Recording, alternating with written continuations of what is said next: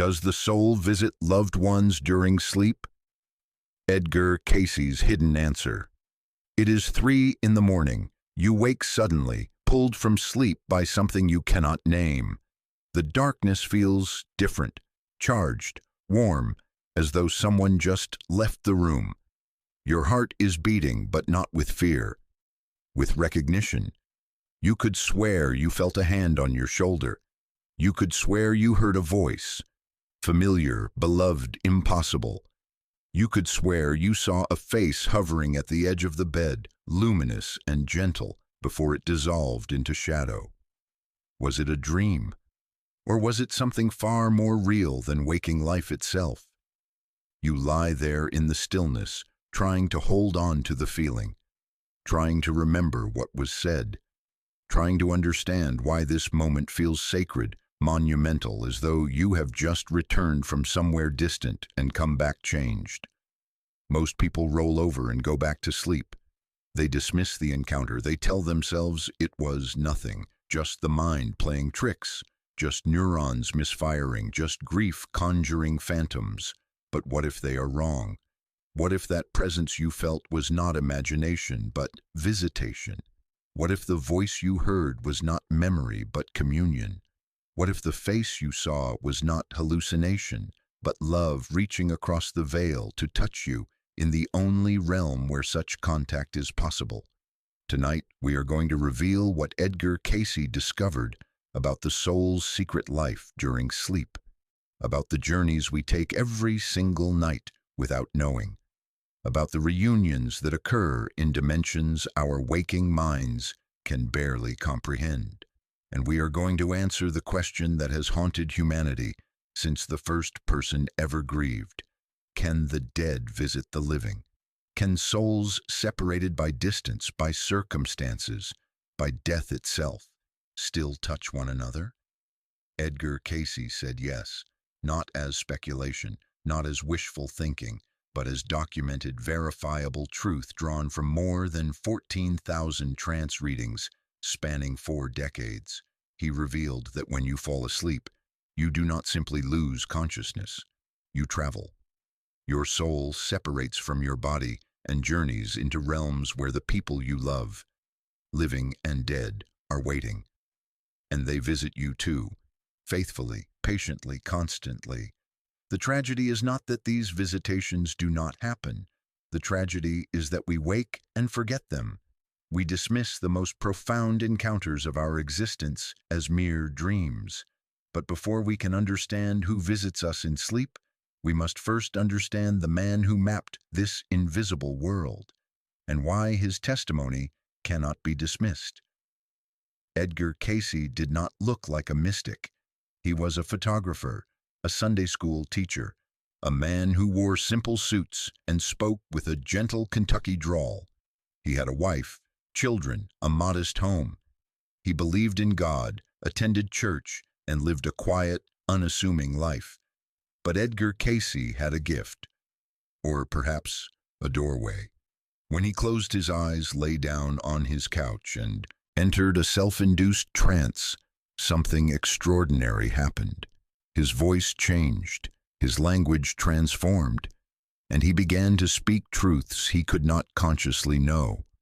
Medical diagnoses with surgical precision, past life descriptions in vivid detail, and maps of the afterlife that matched no religious doctrine, but resonated with a truth that felt ancient and undeniable.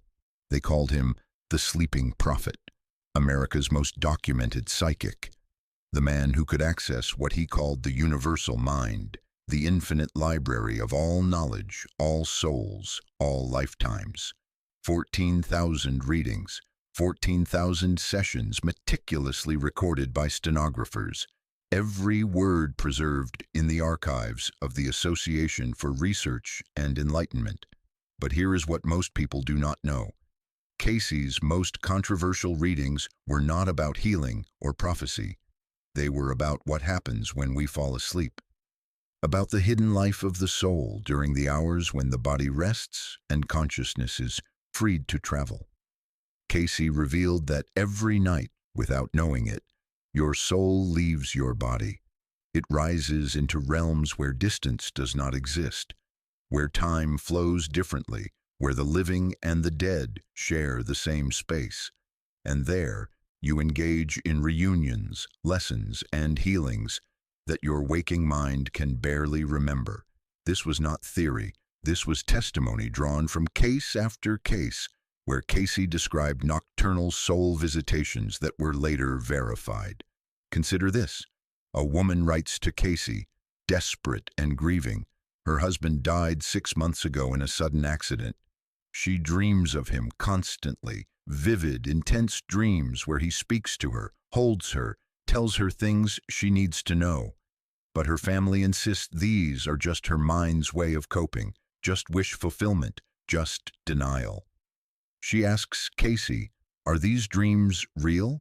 Is my husband actually visiting me? Cayce enters his trance, his breathing slows, his voice, calm and certain, delivers the answer.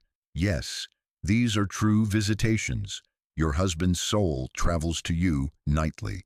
He has not crossed fully into the higher realms yet because he feels your grief like a summons. He wants you to know he is whole, aware, and at peace. And there is a message he wishes you to remember. The garden. He speaks of a garden where you once sat together, where promises were made. He says you will understand. The woman receives the reading. She weeps because there was a garden, a small hidden place where they went on their first date, where he proposed years later, a place she had not thought about in decades, a place no one else knew held such significance. She had not mentioned it to Cayce.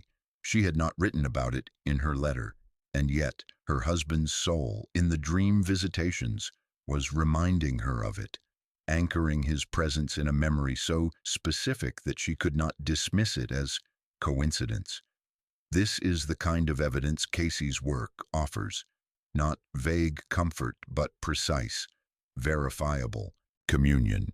In another case preserved in the ARE archives, a mother reported dreaming of her adult son who lived across the country. In the dream, he appeared distressed, standing in a hospital room, calling her name.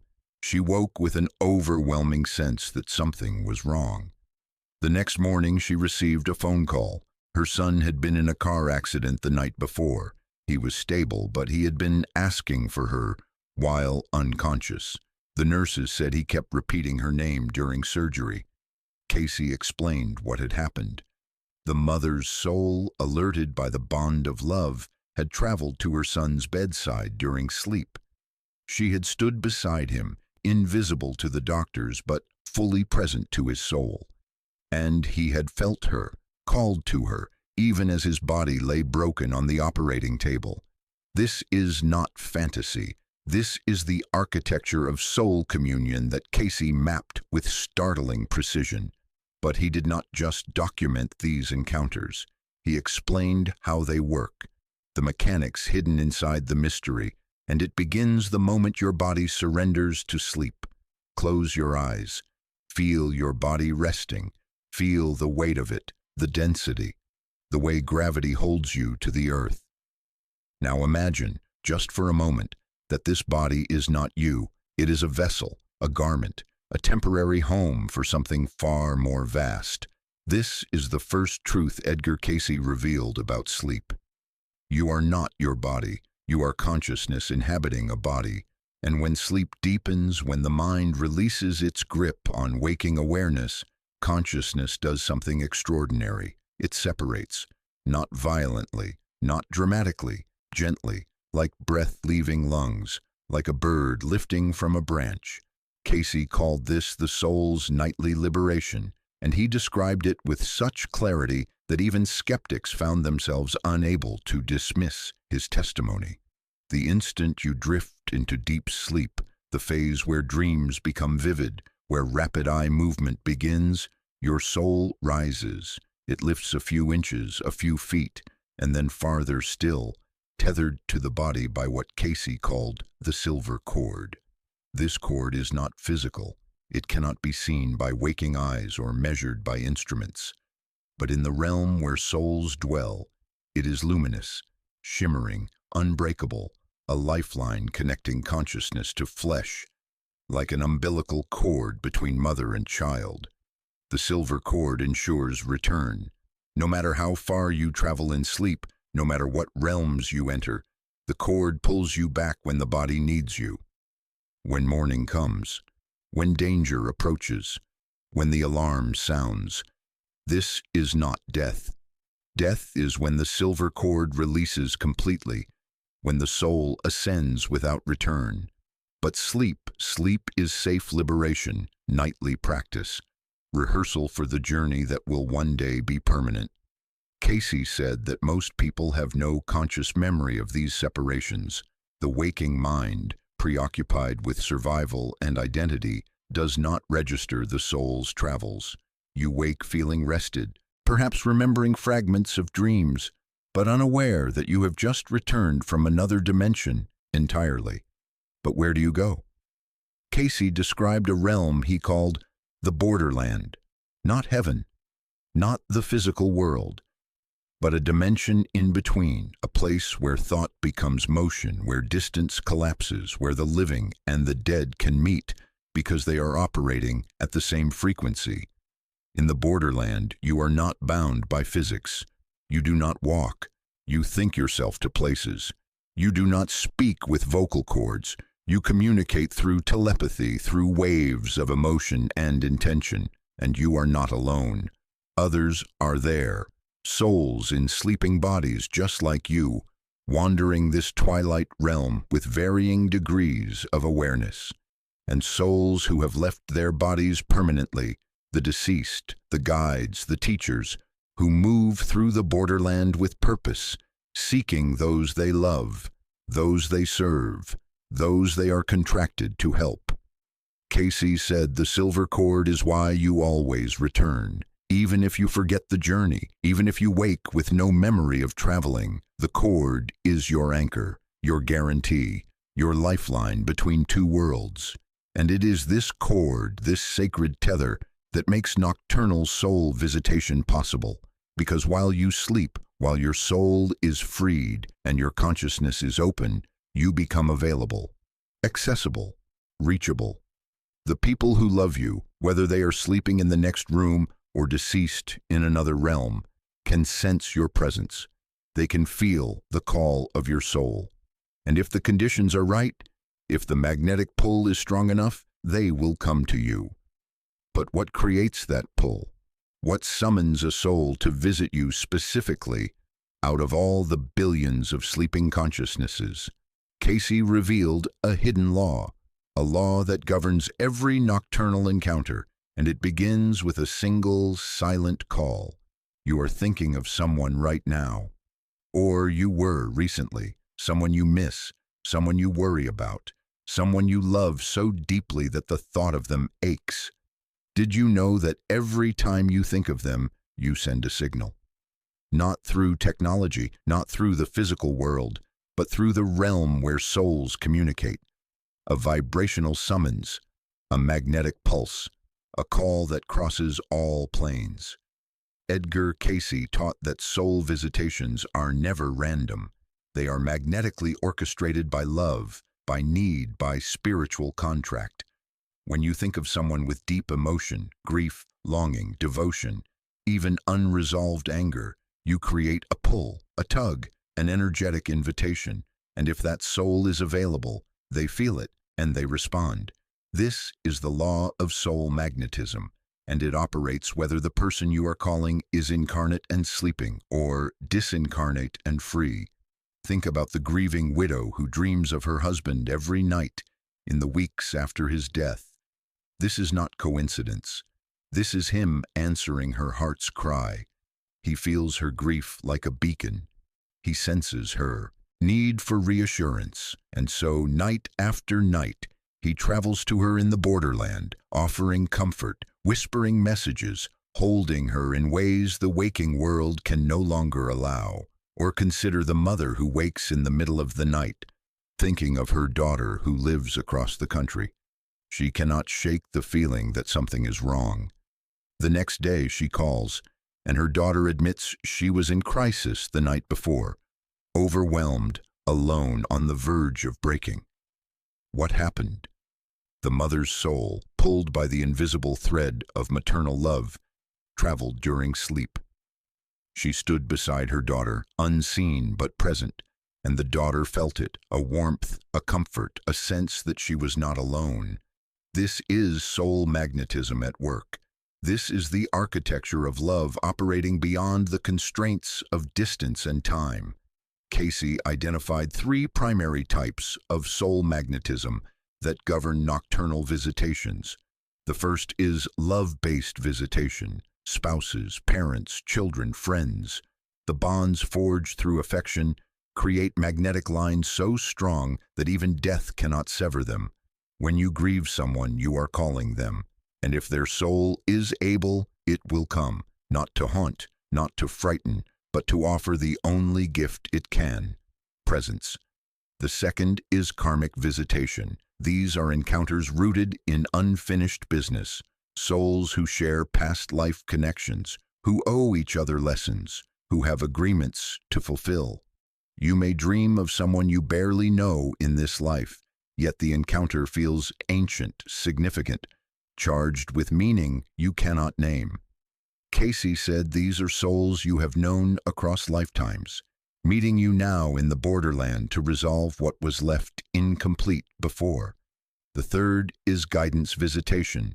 These are not personal relationships, but spiritual ones. Teachers, guides, beings of higher consciousness who have agreed to assist you on your soul's journey. They appear in dreams, offering wisdom, warnings, initiations. Sometimes they look human. Sometimes they are pure light. Sometimes they are simply a voice, a presence, a knowing that descends upon you and changes everything.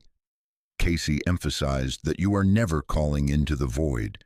Someone is always listening. Whether it is a loved one in spirit, a guide assigned to your path, or your own higher self, reaching across dimensions to offer clarity. But here is where the mystery deepens, because not all visitations feel the same. Cayce distinguished between three distinct tiers of nocturnal encounters, each with its own signature, purpose, and level of reality. The first is the one most people dismiss as just a dream. Most dreams are theater, psychological theater, your subconscious processing fears, desires, memories, and anxieties through symbol and metaphor. You dream of being chased because you are avoiding something. You dream of falling because you feel out of control. You dream of your childhood home because you are seeking safety, nostalgia, a return to innocence. These dreams are important. They reveal the landscape of your inner world. But they are not visitations. They are not soul communion. They are the mind talking to itself. But Edgar Cayce insisted that some dreams are not dreams at all. They are real-time meetings in the soul realm, experienced through the language of imagery because the waking mind has no other vocabulary to translate what the soul perceives. So how do you tell the difference? How do you know when your grandmother appearing in a dream is your memory of her, and when it is her, actually her, reaching across the veil to guide you still? Cayce offered specific markers, signs that distinguish true visitation from symbolic dreaming. The first marker is hyper-vivid clarity. True visitations are not hazy. They do not fade upon waking like normal dreams. The colors are more brilliant than waking life.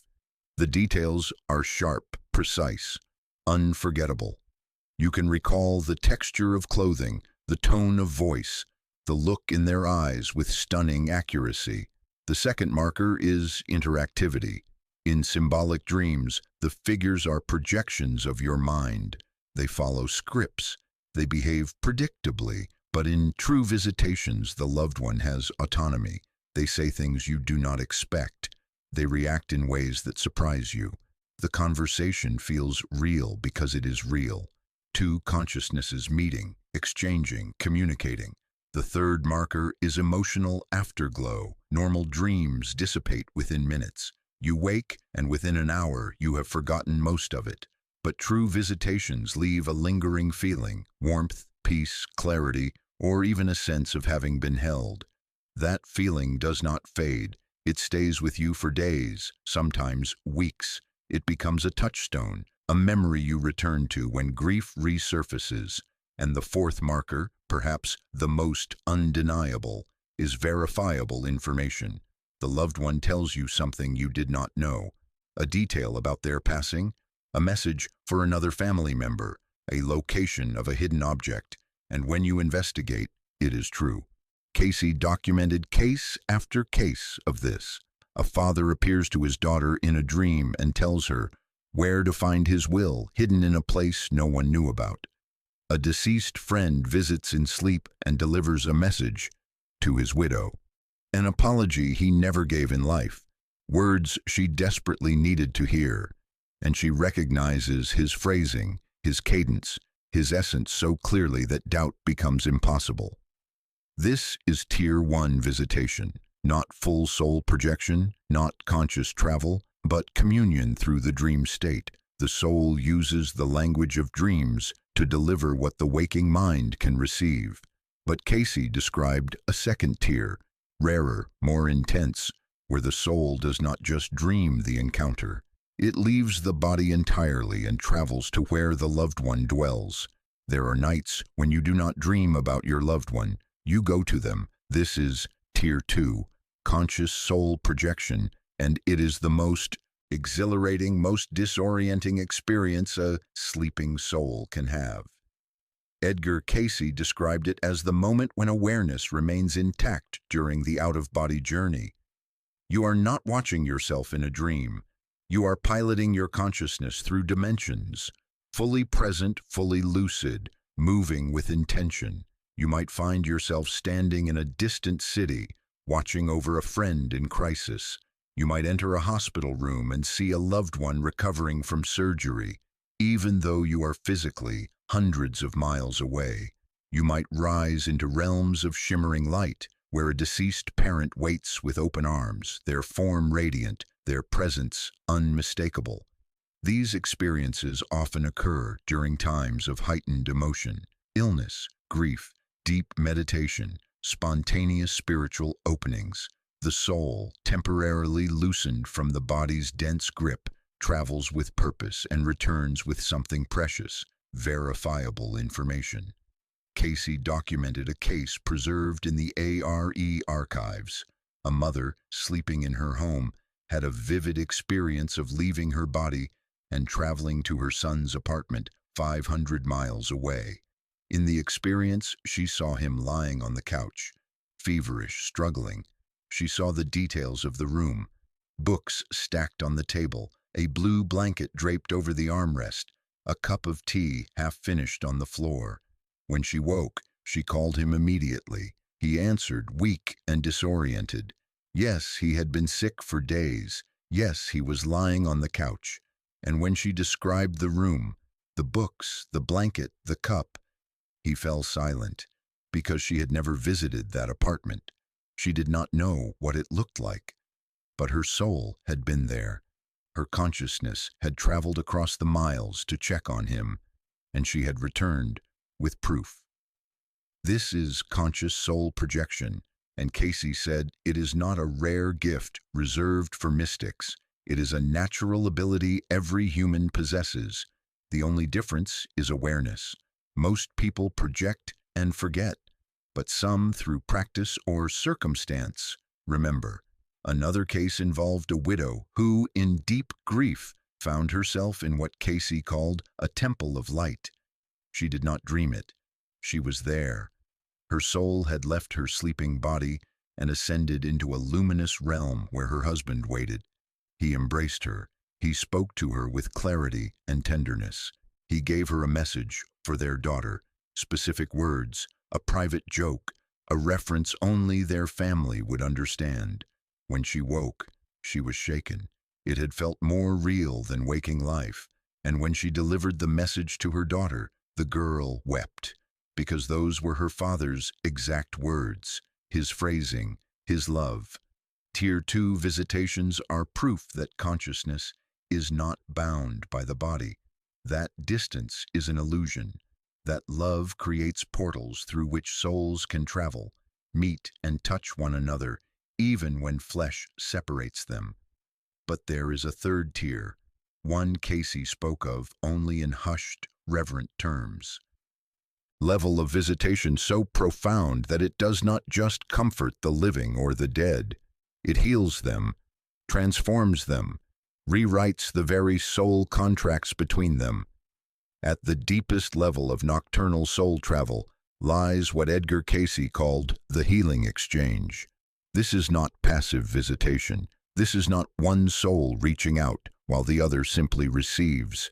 This is mutual co-creation, both souls consciously entering a sacred space for the purpose of forgiveness, closure, karmic resolution, or energetic healing.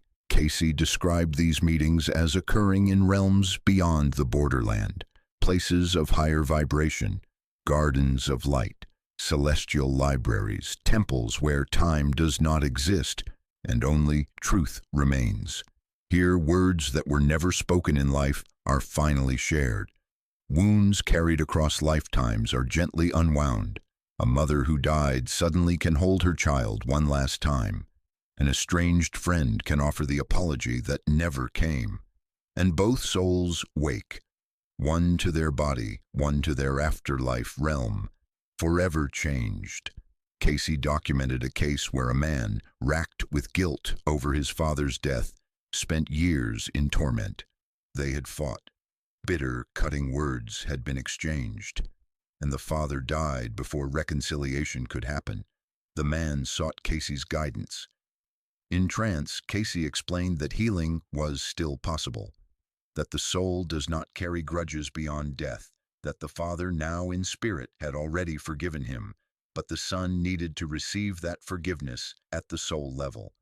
Cayce instructed him, before sleep, enter a state of prayerful intention. Call to your father, invite him to meet you in the borderland. Speak aloud or silently, I am ready to heal this wound. I ask that we meet in the realm where love restores all things. The man followed the guidance, and that night, in a visitation so vivid it felt like waking life, he found himself in a garden. His father stood there, whole, smiling, arms open. They embraced, and in that embrace, every word of anger dissolved, every moment of regret lifted. The father spoke, "My son, I never held it against you. Love does not wound, only fear does, and fear is gone now." The man woke weeping, and from that day forward the guilt that had crushed him for years was simply gone. Not repressed, not managed, gone. Because the healing exchange had occurred at the level where all wounds originate, the soul. These Tier 3 encounters are rare, but Cayce said they are available to anyone willing to prepare, to invite, to open themselves to the possibility that healing does not require physical proximity, that forgiveness can cross any distance, any dimension, any veil. The mechanics are simple. Before sleep, set your intention clearly. Speak to the soul you wish to meet. Light a candle if it helps.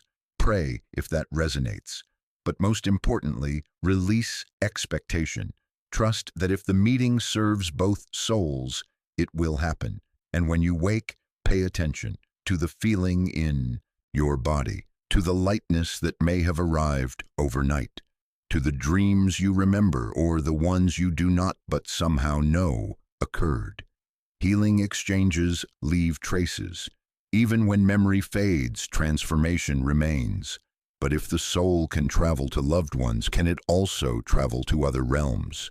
To places of teaching, of wisdom, of cosmic education? Cayce said yes, and what he described next sounds like science fiction, but his accuracy was undeniable. Every night, while your body rests, your soul goes to school. This is not metaphor. This is not poetic exaggeration. Edgar Cayce revealed that many souls during deep sleep attend what he called the night school, gatherings in non-physical realms where spiritual lessons are taught, life missions are reviewed, and upcoming challenges are prepared for. You wake with no memory of the classroom, but you carry the download, the sudden clarity on a problem, the intuitive breakthrough, the shift in perspective that feels like grace descending out of nowhere. Where did it come from? The night school. Cayce said these schools exist in what he called the inner planes, dimensions of consciousness, accessible only when the soul is freed from the body's density. Some are personal tutorials, your guides teaching you one-on-one. Others are collective gatherings, groups of incarnate and disincarnate souls learning together, studying the laws of karma, the mechanics of healing, the mysteries of creation. Who teaches these schools?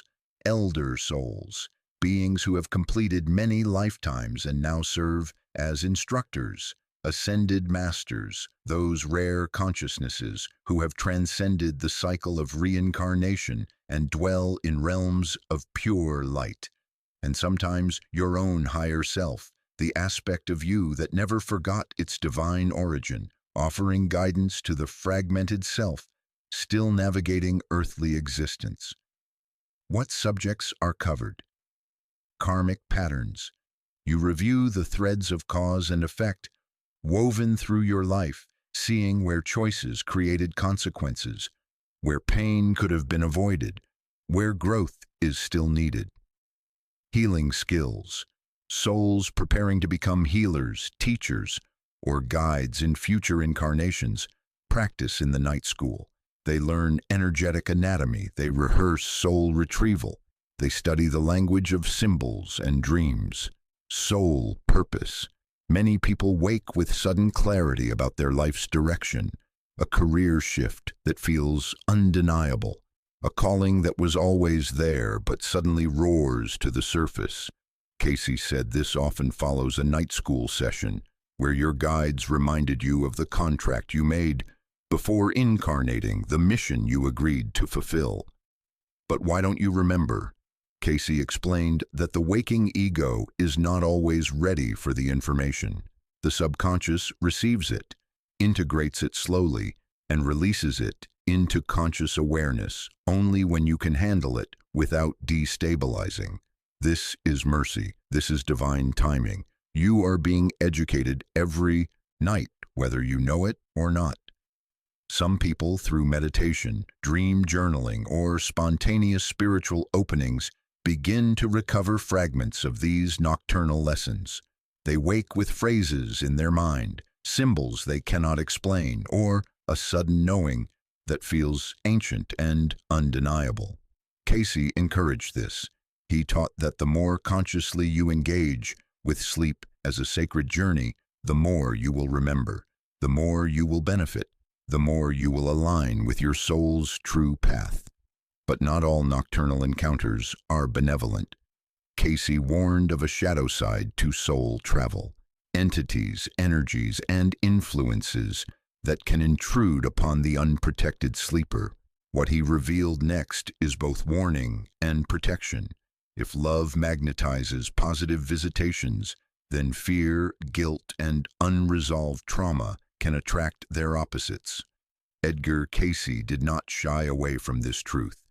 He documented cases where sleeping souls encountered what he called earthbound entities, spirits stuck in lower vibrational planes, unable or unwilling to ascend into the light, drawn to the living like moths to flame. These entities are not demons in the religious sense. They are souls, human souls, who became trapped after death, trapped by addiction, by rage, by refusal to accept their own passing, and they linger in the borderland, seeking the energy of incarnate beings to feed on, to attach to siphon from. Some visitations feel draining, oppressive, nightmarish. You wake exhausted despite a full night's sleep. You have recurring dreams of the same malevolent presence, shadowy figures, voices whispering accusations, a weight pressing down on your chest. Cayce said these are not symbolic dreams, these are real intrusions. Sleep paralysis, for instance, the terrifying experience of waking but being unable to move, often accompanied by a sense of being watched or held down. Modern science attributes this to brain chemistry, but Cayce offered another explanation. The soul has partially returned to the body, but has not fully reintegrated, leaving a gap through which lower entities can press in. This is not meant to incite fear. This is meant to educate, because Cayce also offered solutions: spiritual hygiene, practices that create a vibrational seal, a protective boundary that prevents unwanted intrusions.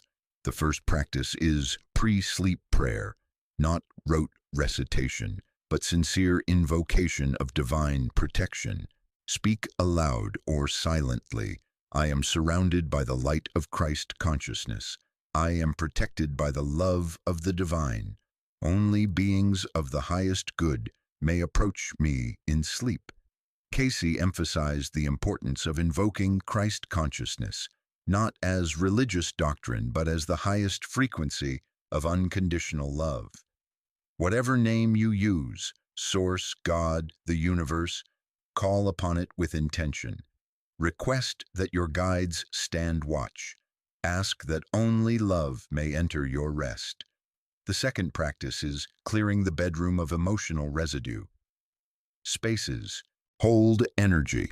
If your bedroom has been a site of arguments, grief, or anxiety, those frequencies linger. Cayce recommended physical cleansing, opening windows, burning sage or incense, playing uplifting music to shift the vibration before sleep.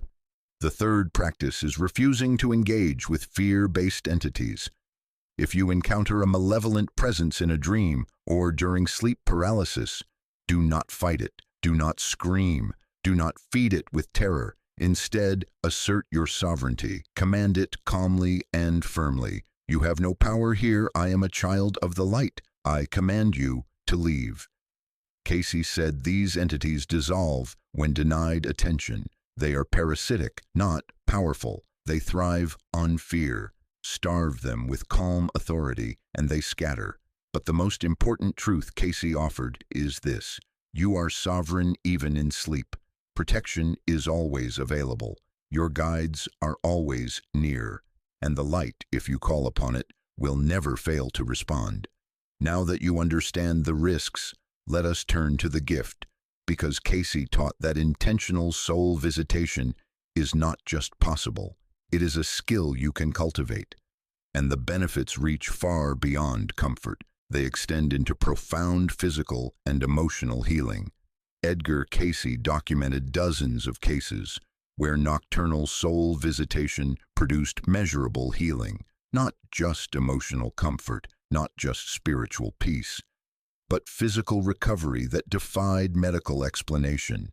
A grieving daughter dreams of her deceased father. In the dream, he holds her, whispers words of love, and places his hand on her lower back, where chronic pain has plagued her for years. She wakes the next morning and the pain is gone, completely, permanently. A man in a coma is visited nightly by his wife's soul. She does not know she is doing this. She simply falls asleep beside his hospital bed, praying for his recovery. But the nurses report a pattern. Every night during her sleep hours, his vitals stabilize. His breathing deepens, his body relaxes, and when she wakes, the monitors show a decline again until the next night. What is happening? Cayce explained that in the soul realm, consciousness is not limited by the body's wounds. Healing energy flows freely, unobstructed by physical laws. When two souls meet in the borderland with the intention of healing, even if only one is conscious of the intention, the exchange can produce tangible results. This is not magic. This is the natural operation of love, which Cayce said is the highest frequency in existence. Love restructures energy. Love restores order where chaos has taken hold. Love is, quite literally, medicine. Cayce taught a specific practice for healing visitation. Before sleep, sit quietly. Bring the image of your sick or suffering loved one into your mind. Do not focus on their illness. Focus on their wholeness. See them radiant, healthy, at peace. Then speak this intention: tonight I send my soul to stand beside you. I offer you the healing energy of divine love. May you feel my presence. May you know you are not alone. May your body remember its blueprint of perfect health. Then release. Do not strain, do not force. Trust that your soul will travel where it is needed. Trust that love will do the work. Cayce said some people wake with memory of the encounter. They see themselves standing beside the loved one's bed, placing hands on their body, channeling light. Others wake with no memory but a certainty, a deep, unshakable knowing that something occurred. And often within days, the loved one reports improvement. Or they mention a dream where you appeared, offering comfort, telling them to hold on. This is not coincidence. This is soul communion operating as it was designed to, bridging distance, transcending limitation, proving that love is the ultimate healer. But healing visitations are not the only gift of nocturnal travel. Cayce revealed something even more mysterious, that these encounters do not just affect this life. They ripple across lifetimes, resolving karmic debts and rewriting soul contracts in ways we are only beginning to understand. Some nocturnal encounters are not with people you know in this life.